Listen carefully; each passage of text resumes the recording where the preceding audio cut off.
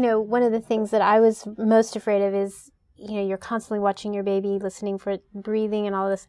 And when you think that baby is getting sick. I don't care if they're 1 week old or 1 year old, that first fever throws people. Yeah. And knowing what to do about it and what fever really is. Fever in and of itself is not inherently dangerous. Right. It's an indication. Now, in a newborn, it's always important to understand fever is taken much more seriously. And people will sit back and say, should I call? Should I not call? It's not a very high fever. With a newborn, that's an easy answer. You always call. Right. The other thing is, I always say there's the fever fear factor, but there's also the rectal thermometer fear factor. So you take a thermometer, and I talk to a parent, and I pick this up, and I show that, and exactly the look on your face. It's scary when you have the regular rectal thermometer that I used on my kids was very long, and you're wondering, like, at what point am I? How far does it go in? Yeah. Done. And that's where, if you have somebody good, you get your information from a good source, they don't forget to tell you how far it goes in. What position do you put the baby in? Here's the secret I will tell you, though. It usually doesn't bother babies. Yeah, as an adult, the concept bothers adults. Every new parent I've ever said the word rectal thermometer to cringes when I say it. Right.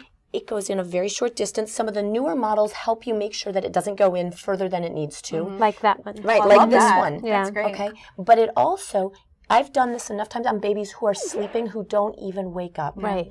It does not hurt them. Now, on the flip side of that, rectal thermometers, rectal temperatures are the gold standard for newborns. Well, they're just Later most on, accurate. You can't get it in their mouth, and their armpits are not as accurate. Well, and Right. accuracy is what you want. In the newborns, the take-home message is, get comfortable with a rectal thermometer. What about going out in public? Because I think that's another thing, especially now we're all concerned about the flu season and everything.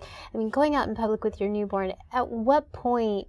I mean, I wouldn't do it the first several weeks. I mean, the secret to going out in the real world with a newborn is it's close contact with other people. It's not the great outdoors. Right. So you want to take a walk around the block when you've got a 4-day-old, as long as they're dressed appropriately, you cover their hands, they've got something over their heads, they're dressed well, you're fine and you can do that.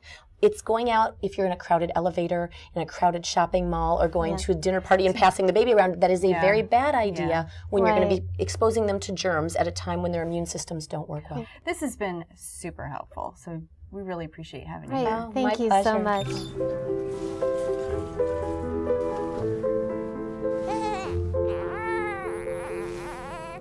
A touch can be so calming, but on newborn sensitive skin, it should be as gentle as possible. Now, Pampers Sensitive are the only sensitive diaper and wipe clinically proven mild on some of the most sensitive skin. For a calming touch, now clinically proven mild. Pampers Sensitive. Pampers Gifts to Grow Rewards program recognizes all that you do for your baby by giving you something back. For more information, go to www.pampers.com.